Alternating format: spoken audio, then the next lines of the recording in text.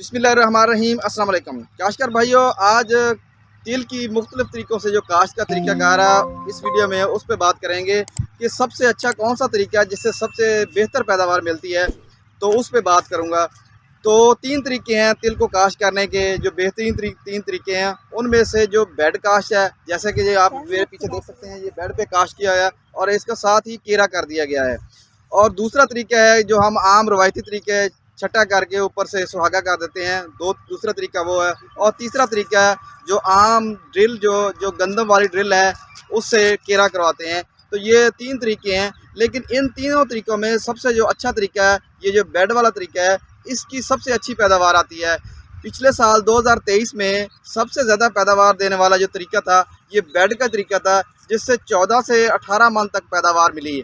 लेकिन बाकी तरीक़ों से जो छट्टा वाला तरीका है सबसे कम पैदावार छठे वाले तरीके से मिली है, क्योंकि इसके ऊपर जो रूट राट की जो बीमारी आती है या जिसको चारकोल बीमारी कहते हैं, उसने बहुत ज़्यादा हमला किया है।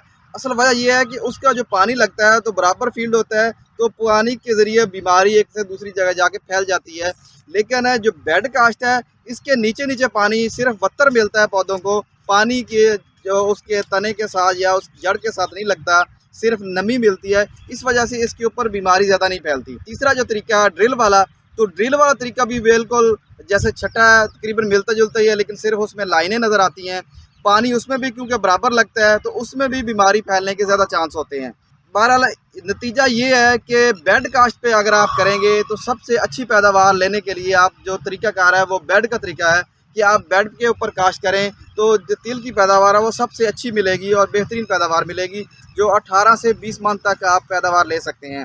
काश्तकार भाई जिस तरीके से भी मर्ज़ी काश्त करें, लेकिन एक चीज़ का ज़रूर ख्याल रखें कि आप सीड ट्रीटमेंट करके ज़रूर लगाएं, क्योंकि सीड ट्रीटमेंट के बगैर आप बीमारी को रोक नहीं सकते। तो तिल की सीड ट्रीटमेंट के लिए सबसे बेहतरीन ज़हर है कि आप थायोफनेट मिथाइल का जो एक पैकेट है वो एक पैकेट ही पूरा लगा दें। आमतौर पर वैसे तो 1 किलोग्राम को 10 ग्राम सिर्फ चाहिए होता है, लेकिन आप ज़्यादा मिकदार में लगाएंगे तो क्योंकि बीमारी जो चारकोल की है इसके ऊपर बहुत ज़्यादा शदीद अटैक करती है, लिहाजा आप इसको सीड ट्रीट करके लगाएंगे तो जो इसके ऊपर इब्तदाई स्टेज पे यानी पहले दूसरे पानी पे ही बीमारी शो होनी शुरू हो जाती है, यानी बीमारी अटैक शुरू कर देती है, तो तकरीबन महीना डेढ़ महीना इसके ऊपर बीमारी नहीं आएगी। लिहाजा थायोफनेट से इसको सीड ट्रीटमेंट करके ज़रूर लगाएं ताकि आपकी फसल महफूज रहे, आपको बेहतर पैदावार मिले।